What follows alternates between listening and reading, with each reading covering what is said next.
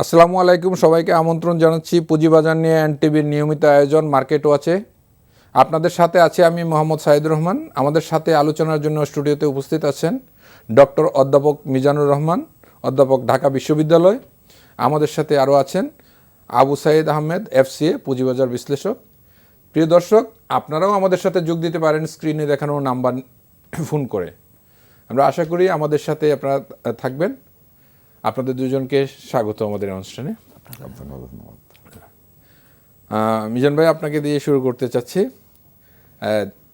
বেশ কিছুদিন যাবৎ আমাদের পুঁজিবাজারের একটা ইতিবাচক গতি লক্ষ্য করা যাচ্ছে। তো এই বিষয় নিয়ে অনেকের মধ্যে কিছু মিশ্র প্রতিক্রিয়াও লক্ষ্য করা যাচ্ছে। তা আসলে আপনি একজন বিজনেসের অধ্যাপক হিসাবে এবং পুঁজিবাজারের সাথে আপনার দীর্ঘ সংশ্লিষ্টতাও আছে, আপনি এটা কীভাবে মূল্যায়ন করছেন? ধন্যবাদ সাইদ ভাই। আমি দীর্ঘদিন থেকে তো আমরা দেখছি যে স্টক মার্কেটের একটু আপস অ্যান্ড ডাউনটা ছিল। তো আমরা সামগ্রিকভাবে যদি বলি যে গত 10 থেকে 2016 একটা সময় পর্যন্ত কিন্তু স্টক মার্কেট আমাদের আন্ডার প্রাইসড ছিল। এখন গত 4-5 মাস থেকেই কিন্তু আমরা মোটামুটি বলতে পারি যে এই মার্কেটের প্রতি মানুষের কিছুটা আস্থা ফিরে আসছে। এখন আমাদের সাধারণ ইনভেস্টর যারা, তাদের একটা পারসেপশন এমন যে মার্কেট বোধহয় খুব বেশি বেড়ে যাচ্ছে। কিন্তু এটার অন্যতম কারণ হচ্ছে বেশ কিছুদিন যাবৎ মার্কেটটা যেখানে থাকার কথা ছিল তার চেয়ে অনেক নিচে ছিল। তো আমি খুব সিম্পলি এটাকে দেখি যে মার্কেট যেখানে থাকার কথা, মার্কেট সেই দিকে ন্যাচারালি এগিয়ে যাচ্ছে। কিন্তু যেহেতু দীর্ঘদিন থেকে মার্কেটটা আন্ডার প্রাইসড ছিল, যার প্রেক্ষিতে আমাদের কাছে একটা কন্ট্রাস্ট ইফেক্ট মনে হয়েছে যে মার্কেট বেড়েছে। কিন্তু আমি মনে করি মার্কেট বাংলাদেশের যে অর্থনৈতিক যে প্যারামিটারগুলো এবং বিভিন্ন ডেভেলপমেন্টগুলো যেভাবে চলছে, তার ধারাবাহিকতায় স্টক মার্কেট কিন্তু আরও সামনের দিকে এগিয়ে যাওয়ার সময়। তো সেজন্য আমি মনে করি স্টক মার্কেট এখন ন্যাচারাল মুভমেন্টের মধ্যে আছে এবং আমি মনে করি নাথিং আনইউজুয়াল, নাথিং আনএক্সপেক্টেড। এটা ন্যাচারালি যেখানে থাকার কথা সেদিকে যাচ্ছে এবং আমি মনে করি এই মার্কেটের এখনও পটেনশিয়াল আছে আরও গ্রো করার। এটা নিয়ে আমি মনে করি যে ইনভেস্টরদের মধ্যে এই পারসেপশন থাকার কোনো সুযোগ নাই যে মার্কেট বেশি বেড়ে যাচ্ছে। মার্কেট ন্যাচারালি যেখানে যাওয়ার কথা সেদিকেই যাচ্ছে। ধন্যবাদ মিজান ভাই। হ্যাঁ সাইদ ভাই, আপনি প্রফেশনাল চার্টার অ্যাকাউন্টেন্ট এবং পুঁজিবাজার নিয়ে আপনি দীর্ঘদিন কাজ করছেন। আপনি কি মনে করছেন এই যে মিশ্র প্রতিক্রিয়া আমরা দেখছি অনেকের মধ্যে, সেটা আপনি কিভাবে দেখছেন? ধন্যবাদ সাদুর ভাই। আমরা 2010-এর দিকে যদি তাকাই, 2010 দিয়ে আমি শুরু করলাম। আপনি দেখেন যে 2008-9-এর দিকে, কারণ 96-এর যে ধসটা হলো, 96-এর ধসের পরে 2007-08-এ কিন্তু একটা বেশ ভালো সুবাতাস বইতে শুরু করছিল পুঁজিবাজারের ভিতরে। এবং তারপরে 2010-এর যে বিষয়টা হলো, ওটা কিন্তু কিছু কিছু ভুল সিদ্ধান্ত এবং কিছু কিছু ম্যাটার আসাতে 2010-এর ধসের কারণ নিয়ে আমরা আর গেলাম না, কারণ আজকে একটা চমৎকার একটা দিনে পড়ছি আমরা। গত প্রায় 9 দিনে যা হচ্ছে মার্কেটের সূচক মাইনাসে যায় নাই, গত 9 দিন ধরে কন্টিনিউয়াসলি বাড়তেছে। আলটিমেটলি আমরা একটা বুল মার্কেটের সিনারিওর সময় পড়ছি, মার্কেট রানিং যেখানে কিনা মার্কেট বুল আচরণ করতেছে এবং দীর্ঘদিন পরে বেয়ারিশ থেকে বুল মার্কেটের দিকে মার্কেট ধাবিত হচ্ছে। মার্কেটের একটা গতি থাকবে, এটা আমরা যারা টুকটাক যতটুকুই পুঁজিবাজারের সাথে রিলেটেড আছি তারা প্রত্যেকেই আমরা মানব। মার্কেট আপ ট্রেন্ডে যাবে, মার্কেট ডাউন ট্রেন্ডে যাবে, এই জন্যই এটা মার্কেট। আমি ব্যাংকে টাকা রাখলে কিংবা আমার যেখানে রিস্ক ফ্রি রিটার্ন আসবে, সেখানে কিন্তু রিস্ক ফ্রি রিটার্নের পরিমাণটা কিন্তু বরাবর কম থাকবে। মার্কেটে যখন আমি ইনভেস্টমেন্টে আসবো, তখন কিন্তু আমার যে হচ্ছে ইনভেস্টমেন্টের রিটার্ন যেরকম বেশি আসবে, ওরকম আমার ঝুঁকিটাও থাকবে। আর মানুষের ভিতরে কিছু মিশ্র প্রতিক্রিয়া হবে, এটা একটা কথা। আমি আবার 2010-এর থেকে 2010-এর পরেই আসি। 2010 থেকে 2016 সাল পর্যন্ত মার্কেটটা টোটালটাই স্ল্যাগেশ ছিল। এখন মার্কেট ট্রেন্ডে আসছে। কতটুকু ট্রেন্ডে আসলো? প্রথমবারই কিন্তু ধন্যবাদ পাবে স্টেক হোল্ডাররা, অল ওভার স্টেক হোল্ডাররা, অ্যাজ ওয়েল অ্যাজ যারা আমাদের যে হচ্ছে নীতি নির্ধারকের পর্যায়ে আছে। বিগত দিনগুলিতে আমরা যেটা দেখতেছি, কেন্দ্রীয় ব্যাংক বলি, আমরা বাংলাদেশ সিকিউরিটি এক্সচেঞ্জ কমিশনকে বলি, ঢাকা স্টক এক্সচেঞ্জকে বলি, চিটাগং স্টক এক্সচেঞ্জকে বলি, ফিনান্স মিনিস্ট্রিকে বলি, অ্যাজ ওয়েল অ্যাজ আমাদের গভর্নমেন্টকে বলি, সবাই কিন্তু পুঁজিবাজারের পক্ষে বলে যাচ্ছে। আর পুঁজিবাজারের পক্ষে বলার মতো আমাদের কিন্তু ইকোনমিক সিনারিও আছে। আমাদের ইকোনমিক সিনারিও গত 2 বছরে কিংবা গত 5 বছরে আমাদের ইকোনমিক সিনারিও কিন্তু বেশ ভালো ডেভেলপড হচ্ছে। অ্যাজ ওয়েল অ্যাজ যে হচ্ছে যে মানুষের ভিতরে কিন্তু একটা মোটামুটিভাবে মানুষের, আপনি একটা ব্যাপার দেখবেন যে মানুষের জীবনযাত্রার মান কিন্তু ডেভেলপড হচ্ছে। তো মানুষের জীবনযাত্রার মান ডেভেলপড হচ্ছে সেই সেক্টরটায় যেখানে ব্যাংকের সুদ কমিয়ে দেওয়া হয়েছে, বাজারে কিন্তু টাকার ফ্লো কিন্তু আসবে। ব্যাংকের সুদের হার কমিয়ে দেওয়া হয়েছে, বাজারের টাকার ফ্লোটা ঠিক থাকবে। বাজারে যদি টাকার ইনফ্লো যদি ঠিক থাকে তাহলে মার্কেট কিন্তু বাড়তে বাধ্য, কারণ ডিমান্ড তৈরি হচ্ছে। বিগত দিনগুলিতে আমরা দেখতেছি যে এখন কিন্তু আমাদের আইপিওর বিষয়টাও কিন্তু বেশ অনেক সিস্টেমেটিক পর্যায়ে চলে আসছে। একটা পর্যায়ে বেশি আসতো, কিছু পর্যায়ে কম আসতো। এখন কিন্তু মোটামুটিভাবে আমরা দেখতেছি একটা সিস্টেমেটিক ওয়েতে আইপিও আসছে, একটা ধারাবাহিকতা চলে আসছে। আমি সিস্টেমেটিক ওয়ে বললাম। মার্কেট পির ব্যাপারে যদি আসি কিংবা মার্কেটের অবস্থান নিয়ে যদি বলি, এখনও অনেক শেয়ার রয়ে গেছে যেটা কিনা আন্ডার প্রাইসড। এবং আমরা যতটুকু টুকটাক এবং আমরা বিভিন্ন সময়ে বিভিন্ন স্ক্রিপ্টের ভিতরে ঢুকে কিন্তু আমরা দেখতেছি যে তাদের ফরেন হোল্ডিংটা বেড়ে যাচ্ছে। তো ফরেন হোল্ডিংটা বেড়ে যাওয়া মানে কি, যে আমাদের এখানে ফরেনাররা আসতেছে, ইনভেস্টমেন্ট নিয়ে আসতেছে। আমরা টুকটাক যদি কমও অ্যানালাইসিস করি, ওরা কিন্তু কম অ্যানালাইসিসে এই মার্কেটে আসতেছে না। ওদের অ্যানালিটিক্যাল টিম আছে, ওরা দীর্ঘ সময় নেয় অ্যানালাইসিস করার জন্য। তো ওরা ওদের অ্যানালাইসিস করে কিন্তু ওরা মার্কেটে আসতেছে। সুতরাং মার্কেটে এখনও বাইয়ের পর্যায়ে আছে। আমি বলবো না যে মার্কেট ওভারহিটেড হয়েছে। ধন্যবাদ সাইদ ভাই, আবারও আপনার কাছে আসবো। মিজান ভাই, কালকে আমাদের মাননীয় অর্থমন্ত্রী মহোদয় আপনার এই ওয়ার্ল্ড ব্যাংকের একটা মিটিং শেষে এক পর্যায়ে উনি বলেছেন যে পুঁজিবাজার আরও গতিশীল হবে। এই গতিশীলতার বিষয়টাকে আপনি কীভাবে দেখছেন, বা এই সুযোগগুলা কীভাবে? ধন্যবাদ সাইদুর ভাই। আসলে অর্থনীতি গতিশীল থাকবে, এটা তো অনেকগুলো প্যারামিটার লক্ষ্য করেই হয়তো উনি কথাটি বলেছেন। যেমন আমরা এর আগেও আমি কয়েকটা অনুষ্ঠানে বলেছি যে আমাদের এই মুহূর্তে আমাদের ক্যাপিটাল মার্কেটে portfolio investment by the foreigners এটা কিন্তু অনেক বেড়েছে এবং স্টিল এটা কিন্তু একটা মানে রাইজিং ট্রেন্ডের মধ্যে আছে। একইভাবে আপনাকে দেখছি আমরা গত 15 সালে আমরা দেখছি যে ওখান থেকে 16 পর্যন্ত আংটার্ডের যে একটা রিপোর্ট ছিল, সেখানে কিন্তু ফরেন ডাইরেক্ট ইনভেস্টমেন্ট 44% বেড়েছে, অর্থাৎ 1.55 বিলিয়ন থেকে 2.33 বিলিয়নে উন্নীত হয়েছে। অ্যাট দ্য সেম টাইম সরকার তার যে বিএসএস এর যে স্ট্যাটিস্টিক্সগুলো আছে তার ভিত্তিতে কিন্তু বলছে যে আমাদের জিডিপির গ্রোথ রেট হচ্ছে 7.11। এটাও কিন্তু একটা প্যারামিটার। আপনি তো খেয়াল করবেন এখান থেকে বছর 3-4 আগে আমাদের ইনফ্লেশন ছিল কিন্তু 2 ডিজিট, যেটা এই মোমেন্টে অ্যারাউন্ড 5.5, জাস্ট মাঝে মধ্যে পয়েন্ট টু পয়েন্ট ইনফ্লেশন কিছু ভ্যারি করে। তো সব মিলিয়ে কিন্তু আমরা বলতে পারি যে আমাদের অর্থনৈতিক যে প্যারামিটারগুলো এটা কিন্তু তুলনামূলকভাবে বেশ ভালো এবং ইমিডিয়েট মানে অদূর ভবিষ্যতে আমরা কিন্তু অর্থনৈতিক যে আনস্টেবিলিটি আসতে পারে এমন কিন্তু ঘটনা কিন্তু আমরা দেখছি না, এবং যার প্রেক্ষিতেই কিন্তু বিদেশিরা এই মুহূর্তে বাংলাদেশে বিনিয়োগের ক্ষেত্রে খুবই আগ্রহী।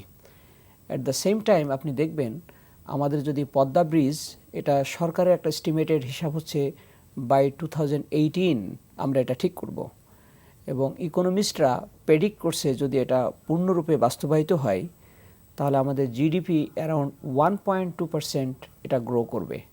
তো এগুলো সব পজিটিভ দিক।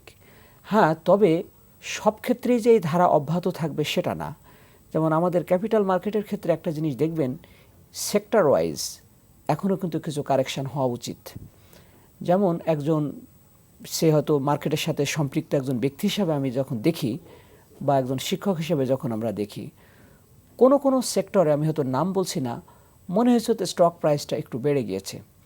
আবার কোনো সেক্টর ওয়াইজ কিন্তু দেখবেন যে স্টিল এটা আন্ডার প্রাইসড আছে। যেমন আমি ব্যাংকগুলো যদি আমরা বলি যে ব্যাংকগুলো কিন্তু গত 14-15 কিন্তু তাদের অবস্থা বেশ খারাপ ছিল, কিন্তু 16 থেকে আমরা বলবো যে ব্যাংকগুলো কিন্তু মোটামুটি একটা ভালো পরিমাণ প্রফিট করেছে। এখন একটা কোম্পানি যদি ভালো ব্যবসা করে, কোম্পানির যদি আর্নিংসটা যদি ভালো থাকে, তাহলে সেই কোম্পানির যে একটা স্টকের ইন্ট্রিনসিক ভ্যালু, যে ফান্ডামেন্টাল ভ্যালু, এটা অটোমেটিক্যালি বাড়বে। আর এটা যখনই বাড়বে তার কিন্তু রিফ্লেকশনটা কিন্তু মার্কেট প্রাইসে হবে। তো সেই দিক থেকে আমি মনে করি যে অর্থমন্ত্রী হয়তো এই সমস্ত প্যারামিটারগুলোর ভিত্তিতেই কিন্তু উনি হয়তো এই কথাটি বলেছেন, এবং আমি ওনার সাথে একমত যে আগামী দিনগুলোতে আমাদের স্টক মার্কেট যে আপট্রেন্ড যেখানে আছে এই অবস্থানটা চলতে থাকবে। তবে ডেফিনেটলি হয়তো কোথাও কোথাও গিয়ে হয়তো আবার এটা স্লো হবে, আবার বাড়বে, কিন্তু অ্যাজ এ হোল এটাই তো স্বাভাবিক নিয়ম, কারণ পুঁজিবাজার কখনো ধারাবাহিকভাবে শুধু বাড়বেই আবার ধারাবাহিকভাবে শুধু কমতেই থাকবে বিষয়টা তা নয়। আপ এন্ড ডাউনের মাঝেই তো পুঁজিবাজারের ইয়েটা হবে। তবে এখানে আরেকটা বিষয়, যদিও সরাসরি হয়তো সম্পৃক্ত না, বাট দ্যাট রিয়েলি ম্যাটার্স এ লট, সেটা হলো যে আমরা মোটামুটি ধরে নিচ্ছি ইন 2 years আমরা হয়তো একটা ন্যাশনাল ইলেকশন পেতে পারি, যে অবস্থানের দিকে যাচ্ছে। না, in 2 years national, in 2 years তো মানে আমাদের টার্ম অনুযায়ী 2019 সালে, আমি সেটাই আমি মিন করছি। তো সেক্ষেত্রে যে সরকার যখন ক্ষমতায় থাকবে, যেহেতু স্টক মার্কেটটাকে অনেক সময় ধরা হয় যে একটা সরকারেরই পারফরমেন্সের একটা রিফ্লেকশন, সেক্ষেত্রে সরকারেরও কিন্তু একটা পলিটিক্যাল একটা মোটিভ কাজ করার কথা, যদি আমরা অ্যানালিসিস করি যে এই মার্কেটটাকে একটা ভালো অবস্থানে রাখা, so that they can show that the economy is running fine, এবং এটার বেনিফিটটা হয়তো তারা নিতে পারে। এটাও কিন্তু আর একটা ওয়ান অফ দ্য ডাইমেনশনস, যেটা আমি মনে করি হয়তো এটা হয়তো কাজ করবে। কিন্তু এই মোমেন্টে আমি ওইটাকে চিন্তা করছি না। মার্কেট যেহেতু দীর্ঘদিন আন্ডার প্রাইসড ছিল, সে কারণে মার্কেট এখন ন্যাচারালি যেখানে থাকার কথা সেই দিকে যাচ্ছে। তার মানে আপনি বলতে চাচ্ছেন যে মার্কেট ফান্ডামেন্টালসই মার্কেটকে সামনের দিকে নিয়ে যাচ্ছে, এইখানে কোনো এডিশনাল বা এক্সট্রা কোনো কিছু কাজ করছে না। এইটা বিনিয়োগকারীর আগ্রহ, বিনিয়োগকারীর রাস্তা, মার্কেটের অবস্থান, এবং অর্থনৈতিক পজিটিভ প্যারামিটারস যে পজিটিভ ডাইমেনশন, যে ইন্ডিকেটরগুলো আছে, পজিটিভ সাপোর্ট আছে, এইগুলার নিজস্ব গতিতে এটাকে সামনে আগায় নিচ্ছে। ধন্যবাদ মিজান ভাই। সাইদ ভাই, আপনি মিজান ভাইয়ের বক্তব্য শুনলেন, তো এখন বাজারের কোনো পর্যায়ে কি আপনি মনে করেন যে কোনো রকম নেতিবাচক বা বিনিয়োগকারীদের জন্য কোনো রকম চ্যালেঞ্জ থাকতে পারে? Stock market risky market, challenge বরাবরই থাকবে। এখন বাজারের একটা ধারা আছে, বাজারে আপনার যে হচ্ছে ম্যাক্সিমাম পার্সন লস করবে, এবং শুধু আমরা ঢাকা স্টক এক্সচেঞ্জ কিংবা চিটাগং স্টক এক্সচেঞ্জের কথা বলতেছি না, আমরা জেনারেলি পুঁজিবাজার নিয়ে, শেয়ার মার্কেট নিয়ে, ক্যাপিটাল মার্কেটের এই পোর্শনটা নিয়ে যদি আমরা বলতে যাই, তাহলে ওয়ার্ল্ড ওয়াইডই একটা ব্যাপার ঘটে যে ম্যাক্সিমাম পার্সন যে হচ্ছে লস করবে, মিনিমাম পার্সন প্রফিট করবে। কারা লস করবে, কারা প্রফিট করবে? যারা এই মার্কেটে সময় দিবে তারা প্রফিট করবে। যদি সময় দেয়, সবাই প্রফিট করবে। একটু প্যাচালো হয়ে গেল, তারপরও কথা সত্য, সময় একটা ফ্যাক্টর, সময় অবশ্যই একটা ফ্যাক্টর। আমাদের অবস্থানটা কি, যে আমরা কিন্তু সময় দিতে চাই না। অনেক বিনিয়োগকারী ভাইরা আমরা সময় দিতে চাই না মার্কেটে। মার্কেট মনে করে যে হচ্ছে আমি গেলেই যে হচ্ছে আমার প্রফিট হয়ে যাবে, ওমকে প্রফিট করছে আমিও প্রফিট করব, এই ধারা থেকে। কারণটা কি, যে আমি যদি শেয়ার ভয়ে যদি সেল না দেই, শেয়ার পড়বে কি করে? এখন একটা শেয়ারের একটা ব্যাড নিউজ আসতেই পারে, কারণ পুরো প্রায় 335টা স্ক্রিপ্ট, 335টার ভিতরে 2-3টা শেয়ারের ব্যাড নিউজ হবে না, তাদের পারফরমেন্স খারাপ হবে না, এটা তো কোনো কথা না। বাট এই যে পারফরমেন্স খারাপ হচ্ছে, তার পারফরমেন্স আদৌ ভালো হওয়ার কোনো সম্ভাবনা আছে কি না, এটা তো আপনি অ্যানালাইসিস ব্যতীত বুঝবেন না। আবার আরেকটা ব্যাপার আছে, যে আপনি ভালো ডিপার্টমেন্টাল স্টোর থেকে আপনার কাপড় কিনতে গেলেন, এটা কিন্তু আপনাকে ওই নিশ্চয়তা দেয় না যে আপনি সবচেয়ে সুন্দর কাপড়টা কিনে নিয়ে আসবেন। তো ভালো মানের কাপড় কিনতে হবে, এবং আপনার জন্য মানানসই কাপড়টা কিনতে হবে। আপনি গেলেন, আপনি যে কিনলেন, কিনে বের হয়ে আসলেন, এবং আপনি বললেন যে আমি এই নামের একটা ব্র্যান্ডের দোকান থেকে আমি একটা কাপড় কিনে নিয়ে আসছি, বাট ওটা আপনাকে সেট করলো না, ওটা আপনার জন্য শরীরের জন্য মানানসই হলো না। এখন তাহলে এটা তো দোকানের দোষ হইতে পারে না। সুতরাং আমাদের আমাদেরকে একটু কশাস থাকতে হবে, আমি কিভাবে বিনিয়োগ করব না করব, এবং আমাকে একটা ট্রেন্ড মেনটেন করে চলতে হবে। আমাকে ধৈর্য বাড়াতে হবে। আমি যখন ধৈর্য বাড়াবো, আমি যদি একটু লং টার্মের জন্য যদি ইনভেস্টমেন্টে যাই, আমরা এর আগের আলোচনায় যেটা দেখলাম যে আমাদের মার্কেট ইকোনমি ভালো পর্যায়ে আছে। বেশ কিছু প্যারামিটারের কথা মিজান ভাই বললেন, আমি আর প্যারামিটারগুলো রিপিট করতেছি না। এই প্যারামিটার যদি হয়, সে ফর এক্সাম্পল আজকে একটা শেয়ারের দাম আছে 30 টাকা, আজকে শেয়ারটার আর্নিং আছে হচ্ছে কি আপনার 1 টাকা, 1 টাকা আর্নিংয়ে তার প্রাইস আছে 30 টাকা। যদি ইকোনমিক প্যারামিটার যদি ভালো হয়, মানুষের ভিতরে যদি ডিমান্ড থাকে, তাহলে এই কোম্পানিটার আর্নিং হয়তো বা কোনো এক সময় যে 2 টাকায় পৌঁছাবে কিংবা 3 টাকায় পৌঁছাবে। যদি 3 টাকায় যদি পৌঁছায় কিংবা 2 টাকায় যদি পৌঁছায়, 2 টাকায় পৌঁছালে কিন্তু অটোমেটিক্যালি তখন আমাকে কি বলতে হবে, ওই শেয়ারের প্রাইস যদি 30 টাকায় থাকে তাও আমি বলবো কি শেয়ারটা আন্ডার প্রাইসড আছে, কারণ যেহেতু তার আর্নিং বেড়েছে। সো ওভারঅল ইকোনমি যদি ভালো হয় এবং তার আর্নিং তার ভ্যালুটাকে বাড়াবে, তার আর্নিং তার ভ্যালুটাকে বাড়াবে। অনলি শুধুমাত্র যে তার আর্নিং পাস্ট আর্নিং যে বাড়াবে তাও না, আমরা অনেক সময় ফোরকাস্টেড আর্নিংয়ের উপরও যে হচ্ছে আমাদের শেয়ারের প্রাইস বাড়তে পারে। ফোরকাস্টেড আর্নিং বলতে যে হচ্ছে যে আমরা টের পাচ্ছি যে এই জিনিসটা হলে আমার ইকোনমিতে এই জিনিসগুলো অ্যাড হবে। সে ফর এক্সাম্পল বাংলাদেশে এখন কোনো ছাতার কোম্পানি নাই, এই জন্যই ছাতার উদাহরণটা নিয়ে আসতেছি, কারণ তাহলে আর স্পেসিফিক কোনো কোম্পানির কথা আসবে না। অটোমেটিক্যালি আমরা ধরে নিতে পারি যে জানুয়ারি ফেব্রুয়ারির পরে আমরা ছাতার কোম্পানিতে, আমব্রেলার কোম্পানিতে ইনভেস্ট করতে পারি। মার্চ থেকে বৃষ্টি শুরু হবে, ছাতার বিক্রি বাড়বে, ছাতার বিক্রি তাহলে ওই এটা কিন্তু এখন পর্যন্ত আসেনি, আর্নিংটা আসেনি। একটা সিজনাল ইমপ্যাক্ট আছে, সিজনাল ইমপ্যাক্ট আছে দেখে আপনি হ্যাঁ, তাহলে সিজনাল ইমপ্যাক্টটা দেখতে হবে, সেক্টর ইমপ্যাক্টটা দেখতে হবে, সেক্টর পিইটা দেখতে হবে, মার্কেট পিইটা দেখতে হবে, ফান্ডামেন্টালি একটু দেখতে হবে যে কোম্পানিটার আসলে আর্নিং ট্রেন্ডটা কোন ধাঁচের, বোর্ডের নমুনাটা বুঝতে হবে যে বোর্ড আসলে কতটা ভালো, বোর্ড আসলে কতটা এফিশিয়েন্ট, এই ম্যাটারগুলোকে দেখতে হবে। আর সেই সাথে যা হচ্ছে আমাদেরকেও দেখতে হবে যে যেমন অলরেডি কিন্তু আমাদের ইনভেস্টরের ভিতরেও ভালো উন্নতি হয়েছে। আমি বলবো না যে আগে তারা অবনতির ভিতরে ছিল, কারণ এখন আগের চেয়ে তুলনামূলক তাদের উন্নতি হয়েছে, কারণ আগে শুধু ডিভিডেন্ড দেখতো, এখন কিন্তু ডিভিডেন্ড ইল্ড দেখে। আমি অনেককেই বলতে শুনছি যে ব্যাংকগুলো যে পর্যায়ে আছে তাতে যা ডিভিডেন্ড দিবে তাতে করে তো আমার যে হচ্ছে ভালো ডিভিডেন্ড আসবে, তাহলে দ্যাট ইজ তারা কিন্তু এখন আর ডিভিডেন্ডের পার্সেন্টেজের উপর ডিপেন্ডেন্ট না, ডিভিডেন্ড ইল্ডের উপর ডিপেন্ডেন্ট হচ্ছে। মার্কেট যখন স্ট্রং ফর্মে চলে যাবে তখন কিন্তু আমার ইনফরমেশনগুলোও কিন্তু, এবং আজকে যদি আমরা তাকে 96 চেয়ে কি 2010-এ কি ইনফরমেশনটা বেশি অ্যাভেলেবেল ছিল না, আবার 2010-এর চাইতে আজকে তো আমাদের আরও ইনফরমেশন আরও অনেক বেশি অ্যাভেলেবেল হয়ে যাচ্ছে। আর মার্কেটের খেলাটা তো যা কিছু বলেন না কেন ইনফরমেশনের উপরও কিছুটা ডিপেন্ড করে।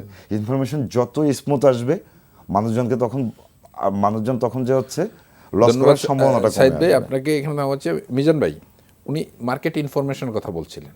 এই যে বর্তমান কাঠামোতে যেহেতু আপনারা মার্কেট নিয়ে গবেষণা করেন, আগের চেয়ে তো ডেফিনেটলি আমাদের ইনফরমেশনের সিস্টেম, তথ্য উপাত্ত অনেক বৃদ্ধি পেয়েছে। তো এইগুলোকে এডিকুয়েট আছে না এই সকল জায়গাতে আরও ইনফরমেশান বা ইনফরমেটিভ ওয়েতে বা আরও ডেভেলপমেন্ট ওয়েতে আসার ব্যাপারে আপনারা কি মনে করেন যে কোন জায়গা ঘাটতি আছে বা সেই জায়গাটা ইমপ্রুভ করা দরকার? ধন্যবাদ। ক্যাপিটাল মার্কেট তো অনেকটা ইনফরমেশনের উপর ভিত্তি করেই কিন্তু দণ্ডায়মান। এখন আমাদের যে ল আছে, ল অফ দ্য ল্যান্ড, সেখানে পাবলিক লিমিটেড কোম্পানিগুলোর ইনফরমেশনগুলো সবই কিন্তু অ্যানুয়াল রিপোর্টে প্রকাশ করার কথা। এখন এখানে একটা বিষয় খুব ইম্পর্টেন্টলি আমাদের দেখা দরকার, কিছু ইনফরমেশন আছে যেগুলো হয়তো সাধারণ জনগণের কাছে নাই। যেমন ধরেন একটা কোম্পানি নতুন একটা প্রজেক্ট নিতে যাচ্ছে, ডিডটা এখনও ফাইনালাইজ করা হয়নি। এখন পাবলিক রিপোর্ট, অ্যানুয়াল যে রিপোর্ট অথবা যে আপনার কোয়ার্টারলি রিপোর্ট, এটা কিন্তু এখনও রিফ্লেক্টেড হয়নি। The company is thinking to invest somewhere. It might be a very, very profitable venture. এখন এই ইনফরমেশনটা যার কাছে থাকবে সে তো one step ahead of other investors. এটা কিন্তু খুব ইম্পর্ট্যান্ট একটা বিষয়। আর একটা বিষয় হচ্ছে যেটা হয়তো উনি মেনশন করেন নাই, একটা সাইড করেছেন আর একটা সাইড করেন নাই। একটা হলো যে সবসময় যে কোম্পানির ফাইন্যান্সিয়াল ইনফরমেশনের ভিত্তিতেই একটা কোম্পানিকে জাজ করা যাবে সেটা কিন্তু ঠিক না। কারণ একটা কোম্পানির অনেকগুলো কোয়ালিটেটিভ ফ্যাক্টরস আছে যেগুলো কিন্তু মোর ইম্পর্ট্যান্ট। এখান থেকে 2-3টা সেশন বা আরও কয়েকটা সেশন আগে রাকিবুল ইসলাম ভাইয়ের সাথে একটা সেশন ছিল, উনি কিন্তু বারবার একটা কথা বলছিল যে একটা কোম্পানির এন্টারপ্রেনার কারা, কোম্পানির ম্যানেজমেন্টে কারা আছে, এবং দ্যাট অলসো ম্যাটার্স এ লট। তাদের পাস্ট হিস্ট্রিটা কেমন। জি, এখন কোম্পানি যদি উদ্যোক্তারা যদি সত্যিকার অর্থে যদি ব্যবসায়িক মন নিয়ে ব্যবসা করে এবং তাদের ভিতরে যদি অনেস্টি থাকে এবং তারা যদি মনে করে যে না লং টার্মে এটাকে আমরা একটা ভালো ব্যবসা প্রতিষ্ঠান হিসাবে প্রতিষ্ঠিত করব, তাহলে কিন্তু এই ধরনের কোম্পানিতে বিনিয়োগ করার ক্ষেত্রে কিন্তু যারা ইনভেস্টর তাদের কিন্তু রিস্ক অনেক কম। সেক্ষেত্রে আমি যেটা বললাম যে ইনফরমেশান অবশ্যই দরকার, যেগুলো পাবলিক ইনফরমেশান সবার কাছে আছে এটা তো থাকতেই হবে। ইন অ্যাডিশন আরও কিছু ইনফরমেশান থাকা দরকার যেটা অন্যদের থাকবে না। এই জন্য ক্যাপিটাল মার্কেটের ক্ষেত্রে বলা হয় যার ইনফরমেশান যত রিচ, যার ইনফরমেশান যত অ্যাকুরেট, যার ইনফরমেশান যত বেশি, he or she will have much more competitive. ধন্যবাদ হাইদ ভাই। এই যে আমাদের বাজারে এখন গতিশীলতা আসছে, আমরা বিনিয়োগকারীদের মধ্যে আগ্রহ দেখছি, এখানে চ্যালেঞ্জ কিছু আছে কিনা এবং চ্যালেঞ্জটাকে কিভাবে অ্যাড্রেস করা উচিত? আমরা তো অবশ্যই আশাবাদী থাকব, মার্কেট ভালো ট্রেন্ডে থাকবে, মার্কেটে আপস অ্যান্ড ডাউন থাকবে, বাট মার্কেট তার স্থিতিশীলতাটা বজায় রাখবে। স্থিতিশীলতাটা বজায় রাখবে। এখন অনেক ধরনের আমাদের বিভিন্ন ধরনের পুঁথিগত কিছু ব্যাপার আছে। পুঁথিগত ব্যাপারগুলিকে আমরা, যদিও পুঁথিগত ব্যাপার কখনোই বাস্তবের সাথে মেলে না, তো তার মানে এই না যে আমরা বলতে পারবো না যে না পুঁথিগত ম্যাটারগুলো আমরা একদম ফেলে দিতে পারবো। সে ফর এক্সাম্পল যে আমরা বলতে পারি যে পরপর 3 থেকে 4 দিন যদি দেখা যায় যে মার্কেট পড়তেছে এবং সাথে ভলিউমও পড়তেছে, আমরা অনেক সময় বুঝি যে মার্কেটটা বুলিশ ট্রেন্ড থেকে বেয়ারিশ ট্রেন্ডে যাচ্ছে। এটা কোনো স্টক মার্কেটের জন্য 3 দিন, কোনো স্টক মার্কেটের জন্য 7 দিন, কোনো স্টক মার্কেটের জন্য 10 দিন। এটা মার্কেটের নমুনার উপর ডিপেন্ড করবে। অন দ্য আদার হ্যান্ড আরেকটা ব্যাপার যেটা থাকে যে আমাদেরকে প্রথম যে চ্যালেঞ্জটা মোকাবেলা করতে হবে সেটা হচ্ছে গিয়ে যে আমাদেরকে বুঝতে হবে মার্কেটটা কি। অলরেডি তো আমাদের বেশ কিছু প্রোগ্রাম শুরু হয়ে গেছে, ইনভেস্টরদেরকে আরও নলেজেবল করার জন্য বেশ কিছু প্রোগ্রাম শুরু হয়ে গেছে। হয়তো আমরা আশাবাদী যে ইনভেস্টররা আরও লার্নড হয়ে উঠবে, আরও জ্ঞানী হয়ে উঠবে। তো এটা প্রথম চ্যালেঞ্জ যে, কারণ যা কিছু বলা হোক না কেন, আমাদের ইনস্টিটিউশনাল ইনভেস্টর ব্যতীত যারা আমাদের মার্জিনাল ইনভেস্টর, আলটিমেটলি তো মার্জিনাল ইনভেস্টরের উপরেই যে কোনো দেশের পুঁজিবাজারটা ডিপেন্ড করবে। দেশের অর্থনীতিতে আসলে মার্জিনাল ইনভেস্টরদের উপরে, কারণ এন্ড ইউজার লেভেলে যদি স্ট্রেংথ না থাকে আপনি তো এটার বেনিফিটটা নিতে পারবেন না। এক্স্যাক্টলি। আর দ্বিতীয় যে বিষয়টা যে আমাদের মরালিটিটাকে আরেকটু ডেভেলপ করতে হবে। আমি আরও একটা সেশনে এই কথাটা বলছিলাম, ইন অল রেসপেক্টে মরালিটিটাকে ডেভেলপ করতে হবে। এখন একটা বিষয় যদি থাকে যে আমি আসলে মার্কেটে আসতেছি, ইস্যুয়ার কোম্পানির দৃষ্টিকোণ থেকে বলতেছি যে আমি মার্কেটে আসতেছি, টাকা নিব, টাকা নেওয়ার পরে কী আর হবে। বাংলাদেশে তো বহু কোম্পানি দেখা গেছে যে মার্কেট থেকে টাকা নেওয়ার পরে তারা আর ভালো করে ডিভিডেন্ড দেয়নি। প্রথম চিন্তাটাই যদি এই পর্যায়টা শুরু হয় ইস্যুয়ার কোম্পানিগুলোর, সেক্ষেত্রে আমরা অবশ্যই আশাবাদী। এমনিতে আমি বলবো না যে না বাংলাদেশ সিকিউরিটি এক্সচেঞ্জ কমিশন ওইভাবে অ্যানালাইসিস করতেছে না, অবশ্যই তারা ভালোভাবে অ্যানালাইসিস করেই কোম্পানিগুলোকে আনতেছে। আর একটা ব্যাপার যেটা সেটা হচ্ছে গিয়ে যে কোনো একটা শেয়ার যাতে অহেতুক ওভার প্রাইস না হয়ে যায়। অহেতুক ওভার প্রাইস না হয়ে যায় বলতে হচ্ছে গিয়ে কি যে আমাদের, আপনি দেখেন যে যখনই কোনো একটা শেয়ার সেই জায়গাটাই তো বিনিয়োগকারীদের সতর্ক হওয়া দরকার, সেখানে বিনিয়োগকারীদের সচেতন হতে হবে। এবং আরেকটা ব্যাপার হচ্ছে গিয়ে কি যে আমি আমার টাকাটা ইনভেস্ট করতেছি, আমি কেন আবেগে পড়ে ইনভেস্ট করব। আমি আমার টাকাটা যখন ইনভেস্ট করব, আমি তো যে কোনো কেউ বললেই তো আমি আজকে টাকা যে লগ্নি করতেছি না। তাহলে আমার কাছে যদি টাকা থাকে, আমি একটা স্ক্রিপ্ট চুজ করতেছি, আমি একটা আইটেম চুজ করতেছি, আমি আইটেমটা চুজ করার আগে অবশ্যই আমাকে একটু সময় নিয়ে দেখা উচিত। বিভিন্ন সময়ে আলোচনা হয়, বিভিন্ন ব্যক্তিবর্গ এসে মার্কেট সম্পর্কে আলোচনা করে, বিনিয়োগকারীদের এটা ভালো মনোযোগ সহকারে শোনা উচিত। চ্যালেঞ্জের আরেকটা বিষয় যেটা থাকতে পারে সেটা হচ্ছে গিয়ে যে আমরা কিন্তু কখনোই প্রি মেজারমেন্টগুলো ভালো নিতে পারি না। 2010-এ যদি আমাদের কিছু প্রি মেজারমেন্ট থাকতো, 2010-এ যদি আমাদের কন্ট্রোলিংয়ের অবস্থানটা থাকতো, স্পন্সররা যদি তারা যদি শেয়ারগুলোকে না সেল করে দিতে পারতো, কর্পোরেট গভর্নেন্সটা, কর্পোরেট গভর্নেন্সটা আমার যতটুকু মনে পড়ে, আপনি দেখেন যে কর্পোরেট গভর্নেন্সের উপরে প্রথম ডিরেক্টিভটা কিন্তু 2006 সালে আসছে। 2006 সালে যখন আসছে তখন কিন্তু এটা ম্যান্ডেটরি ছিল না, অপশনাল ছিল, আর ততটা স্ট্রং ছিল না। এই কমিশন আসার পরে 2010-এর পরে তারা কিন্তু যথেষ্ট পরিমাণ পরিমার্জন বেশ ভালোভাবেই করেছে এবং এখন কিন্তু অনেক। এবং আমি সাইদ ভাই আপনার কাছে আবারও আসবো, আমি একটু মিজান ভাইয়ের কাছে যেতে চাই। মিজান ভাই, এখানে একটা জায়গায় চ্যালেঞ্জের বিষয়টা যেটা আপনারা বলেন না, আমার কাছে যেটা মনে হয় আর কি, এই বিষয়টা আমাদের বিনিয়োগকারীদের জন্য অত্যন্ত গুরুত্বপূর্ণ। 2010 সালের মার্কেটের ডিব্যাকলের পিছনে কিন্তু সবচেয়ে বড় ভূমিকা রেখেছিল মার্জিন লোন। মার্জিন লোন ব্যবহারের ক্ষেত্রে বিনিয়োগকারীদের সতর্কতাটা অনেক বেশি ইম্পর্টেন্ট না? জি। মানে ইচ্ছে যত্রতত্র বা যে কোনো পরিমাণ মার্জিন লোন ব্যবহার করাটা কি বিনিয়োগকারীদের জন্য উচিত? ধন্যবাদ। আসলে এখানে কিন্তু অনেকগুলো ডাইমেনশন আছে। এটা একটা ডাইমেনশন যে স্টক মার্কেটকে অনেক সময় ট্র্যাকে রাখার জন্য এসিসির কিছু ডাইরেকশনের ভিতর একটি হতে পারে যে মার্জিন লোনটা কি হবে। যেমন হয়তো হতে পারে যে 2:1, কি হয়তো 1:1, it depends on the market scenario. But আমি মনে করি এখন সম্ভবত 2:1, মানে 2 টাকার বিপরীতে 1 টাকা লোন পেতে পারে। 1 টাকায় 50 পয়সা। আমি সেটাই, মানে একই কথা, 50% তারা পেতে পারে। নাও ইট ইজ ফাইন। কিন্তু আপনি যে কথাটা বলছিলেন যে মার্কেট চ্যালেঞ্জেস, আমাদের আসলে কিছু জিনিস we should get out of the box. আমি এই প্রসঙ্গে কয়েকটা কথা বলতে চাচ্ছি। প্রথমত, আমাদের যে capital market, it is highly dominated by the stocks.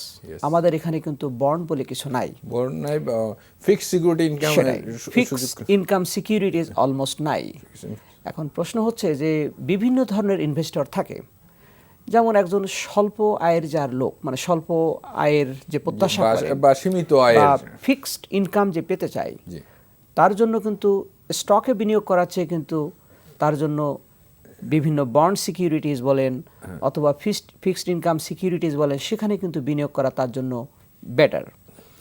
এখন মার্কেট যদি কখনো জার্ক করে খুব ব্যাপকভাবে, সেক্ষেত্রে কিন্তু এই যদি স্টক মার্কেট ডিপেন্ডেন্ট হয় যদি অ্যাবসলিউটলি ক্যাপিটাল মার্কেট, তাহলে কিন্তু সেই রিস্কটা কিন্তু থাকে।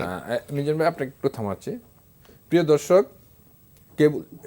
কে লাইনে আছেন? আপনার পরিচয় দিয়ে দ্রুত প্রশ্নটি করবেন। আমার প্রশ্ন হলো যে গতিশীল রাখতে হবে, মার্কেট গতিশীল থাকবে। এখন গতিশীল মার্কেট বলতে আসলে কি বোঝা? মানে 7 দিন 10 দিনে ডাবল হয়ে যাওয়া কি গতিশীল, নাকি জিনিসটা 2 মাস 6 মাস আস্তে আস্তে বাড়াটা গতিশীল?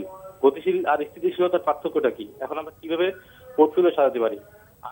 ধন্যবাদ প্রিয় দর্শক, আপনারা আলোচনা শুনতে থাকুন। দেখে আমাদের ঢাকা ইউনিভার্সিটির শিক্ষক সাহেব আছেন, উনি কি বলেন। আপনার প্রিয় দর্শকের, আমি ওনার প্রশ্নটা দিয়ে শুরু করব। জি। ট্রুলি স্পিকিং, গতিশীল শব্দটি কিন্তু খুবই সাবজেক্টিভ। ইংলিশে যদি আমরা বলে থাকি ডাইনামিক, এখন এটা এমন হতে পারে আপওয়ার্ড হতে পারে, ডাউনওয়ার্ড হতে পারে। তার মানে মার্কেট তার ন্যাচারাল গতিতে আগাচ্ছে। যদি মনে করা হয় যে মার্কেটটা অনেক বেশি, তাহলে ন্যাচারালি মার্কেটটা কমে যাচ্ছে, এটাও কিন্তু it is an explanation of গতিশীল। আবার যদি এমনটি হয় market under valued right now, market এখন পিক করছে এবং মার্কেট কিন্তু গতিশীল পর্যায়ে আছে।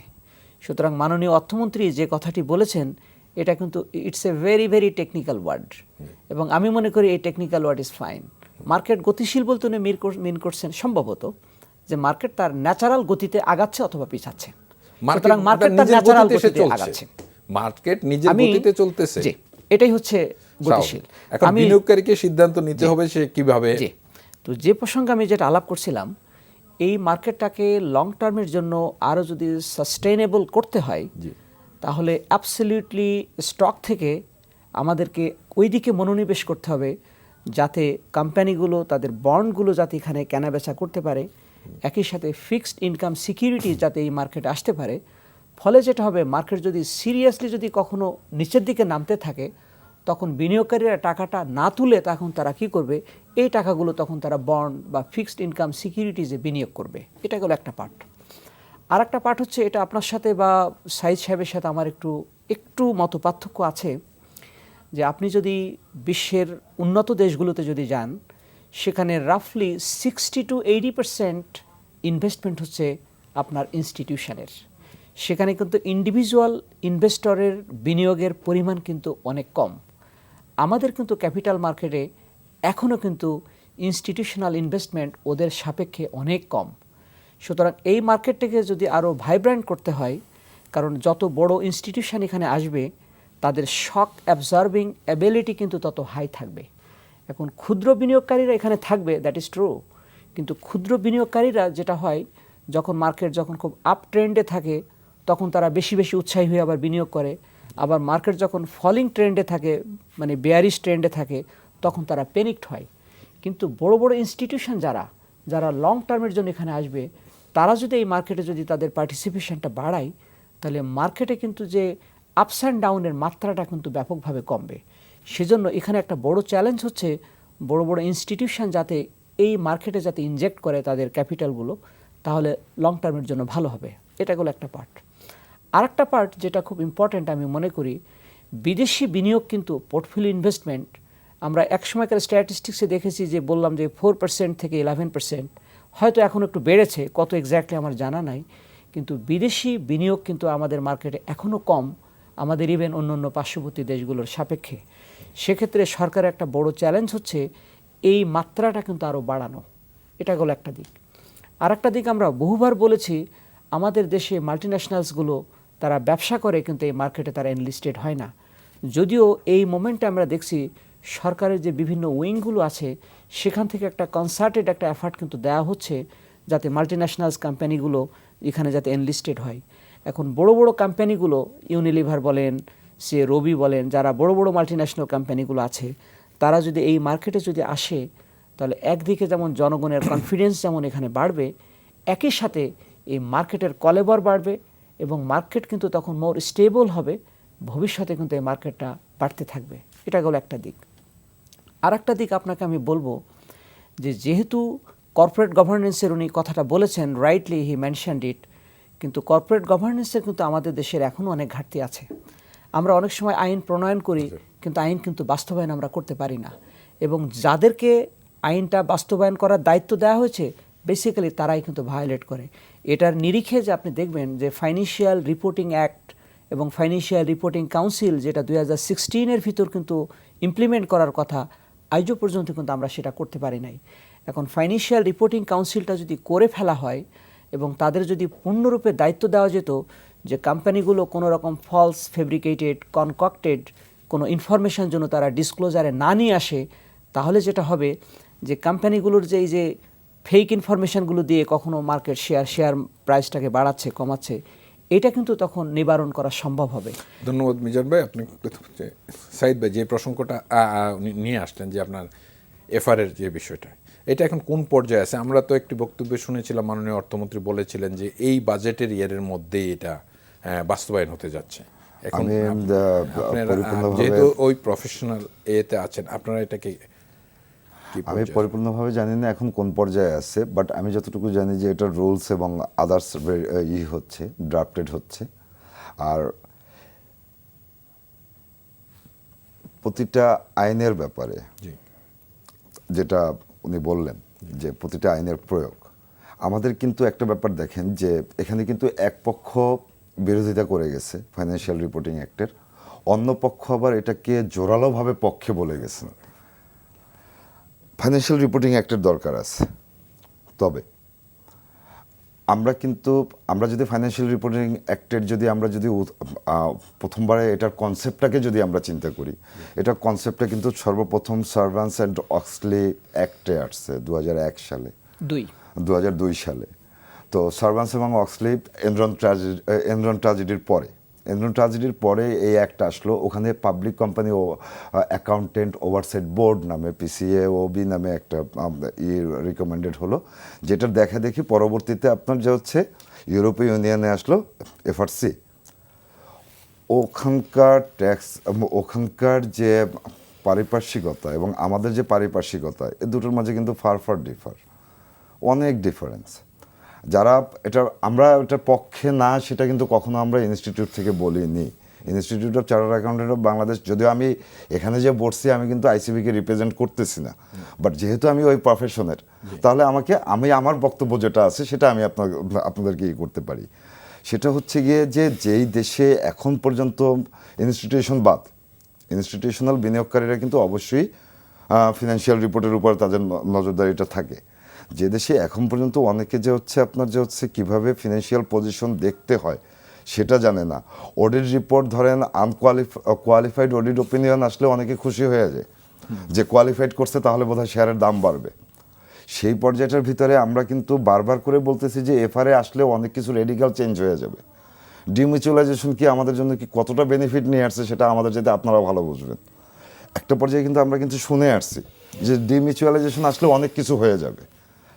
আসাটার আগে কিন্তু ওই যে আমি গোড়াতে একটা কথা আজকে বলছিলাম, মরালিটি, আমাদের মরালিটি যদি চেঞ্জ না হয়, বাংলাদেশ সিকিউরিটি এক্সচেঞ্জ কমিশন কি কিংবা ঢাকা স্টক এক্সচেঞ্জ কি ফিনান্সিয়াল আপনার ফিনান্সিয়াল স্টেটমেন্ট যেটা পাঠানো হচ্ছে, কোয়ার্টারলি ফিনান্সিয়াল স্টেটমেন্ট যেটা পাঠানো হচ্ছে, তারা কি এটাকে রিভিউ করতেছে না? করছে। তারা রিভিউ করতেছে না। একটা কোম্পানিকে কি একটা কোম্পানি আসতে কয় মাস সময় লাগতেছে? আমি আপনাকে প্রশ্ন করতেছি সাইদুর ভাই, যে একটা কোম্পানি যখন আইপিওর জন্য অ্যাপ্লাই করতেছে, লিস্টিং করতে 6 মাস থেকে 1 বছরও লেগে 6 মাস থেকে 1 বছর, টু সাম এক্সটেন্টে 2 বছর লাগতেছে। 2 বছর বসে একটা কোম্পানির ফাইন্যান্সিয়াল স্টেটমেন্ট দেখার পরে, আমি স্ক্রিপ্টের নাম বলবো না, বিগত 3 বছরে এবং বর্তমান কমিটি, বাংলাদেশ সিকিউরিটি এক্সচেঞ্জ কমিশনের বর্তমান যে টিম অনেক ভালো করতেছে। আমরা কিন্তু এখানে অবশ্যই আশাবাদী থাকবো এবং আমরা অ্যাপ্রিসিয়েট করি যে বর্তমান সময়ে যে ডেভেলপড হয়েছে এটা ঈর্ষণীয় ডেভেলপ। বাট গত 3 বছরে যে কোম্পানিগুলো এখানে আসছে, আপনাকে একটা প্রসঙ্গে আপনাকে বলি জাস্ট আপনার সুবিধাতে, এই যে বললেন 6 মাস থেকে 2 বছরও থাকে, এই ক্ষেত্রে কিন্তু আমাদের ইস্যুয়ারদের অনেকটা লিমিটেশন আছে। কারণ কি, যে সকল কোম্পানিগুলো প্রাইভেট থেকে পাবলিকে কনভার্ট হয়, তাদের দেখা যায় অনেক কিছু কমপ্লায়েন্সের ক্ষেত্রে ডেফিসিয়েন্সি থেকে যায়, তারা কিন্তু অনেক কিছু সময় মতো সাপোর্ট দিতে পারে না। আমি কিন্তু 2 বছরের কোনো তুলিনি, 2 বছরটাকে নেগেটিভলি নেইনি। আমি জাস্ট বলতে চাচ্ছি যে 6 মাস থেকে 2 বছর পর্যন্ত কিন্তু বাংলাদেশ সিকিউরিটি এক্সচেঞ্জ কমিশন কিন্তু সুযোগ পাচ্ছে, ঢাকা স্টক এক্সচেঞ্জ কিন্তু সুযোগ পাচ্ছে, চিটাগং স্টক এক্সচেঞ্জ কিন্তু সুযোগ পাচ্ছে তাদের ফিনান্সিয়ালটাকে ভালো করে অ্যানালাইসিস করার। তারপরে যদি আমরা দেখি, তারপরে আমরা দেখতেছি কি বেশ কিছু খারাপ কোম্পানি কিন্তু ঢুকে পড়ছে। আমি কোম্পানির নাম বলবো না। এখন ম্যাটারটা কি দাঁড়াচ্ছে, যে আমাদের ফাইন্যান্সিয়ালটার ভিতরে তাদের কি ফাইন্যান্সিয়াল কি সবারটাই কি ভুল ছিল? তাদের যেটার ঘাটতি ছিল সেটা হচ্ছে গিয়ে কি তাদের যে হচ্ছে মরালিটির ঘাটতি ছিল। আমি যদি বলতে চাই যে তাদের মরালিটির ঘাটতি ছিল, আবার দুটো একটা কোম্পানি আসছে যাদের কিনা ফাইন্যান্সিয়ালের অতটা স্ট্যান্ডার্ড ছিল না, কিন্তু তারা এসে কিন্তু ভালো বিহেভ করতেছে। তারা তাদের ম্যানেজমেন্টকে স্ট্রং করেছে, তাদের উদ্যোক্তাদের সৎ উদ্দেশ্যটুকু ছিল। এখন এখানে কিন্তু আমরা বলতেছি না যে এফআরএ আসলে রেডিক্যাল চেঞ্জ হয়ে যাবে, আমরা বলতেছি না যে এফআরএর দরকার নেই। পদ্ধতিগত উন্নতি হতে হলে তাকে পুরোটা মিলিয়েই করতে হবে। কর্পোরেট গভর্নেন্স হয়েছে, অনেক চমৎকার একটা আইন। আমি মিজান ভাইকেই প্রশ্নটা করতে যাচ্ছি, ইন্ডিপেন্ডেন্ট ডিরেক্টরটা এখন পর্যন্ত আমাদের উপরে কতটুকু ইম্প্যাক্ট ফেলছে? কর্পোরেট গভর্নেন্সের 2006 সালে কিন্তু ইন্ডিপেন্ডেন্ট ডিরেক্টরের কথা বলা হয়েছে। আজকে প্রায় 10 বছর ধরে ইন্ডিপেন্ডেন্ট ডিরেক্টর আমরা নিয়োগ দিচ্ছি, ইন্ডিপেন্ডেন্ট ডিরেক্টর আমাদের ইস্যুয়ার কোম্পানিগুলিতে আছে। কিছুটা উন্নতি হয়েছে, কতটুকু উন্নতি হয়েছে আসলে আসার পরে স্কেল করে মাপাটা মুশকিল। এবং আরেকটা ব্যাপার আছে, আপনি দেখেন যে উন্নতি হয়েছে। হ্যাঁ, আরেকটা ব্যাপার আপনার কাছে আবার আসবো। না, এই লাস্ট প্রসঙ্গটা করে দিচ্ছি। এখন পর্যন্ত আমার এনবিআর এর অবস্থানটুকু ক্লিয়ার হয় নাই। এবং এই যে বারবার এফআরআইটা নিয়ে আমাদের অবস্থানটা কি দাঁড়িয়ে গেছে, এফআরআইটা আমরা এমন একটা ইস্যুতে এমন একটা পর্যায়ে নিয়ে আসতেছি, ঠিক আছে, যে এফআরআই না হলে এই ক্যাপিটাল মার্কেটে টিকবে না। একটা পর্যায়ে এই ধাঁচের বক্তব্য আমাদের অনেকে দিয়েছেন, কিন্তু আমার কিন্তু বক্তব্য হচ্ছে গিয়ে কি, যে যখনই যারা বলতেছি আমরা যে এফআরআই না হলে পুরো ক্যাপিটাল মার্কেট ধ্বংস হয়ে যাবে, 2010-এর ধসের জন্য প্রফেশনাল অ্যাকাউন্টেন্টদেরকে দায়ী করা হয়েছে, যে 2010-এর মার্কেটের জন্য প্রফেশনাল অ্যাকাউন্টেন্টরা দায়ী। ঠিক আছে, আমি ওই জায়গা থেকে জাস্ট সরে দাঁড়াতে বলতেছি, যারা এটা বলতেছে,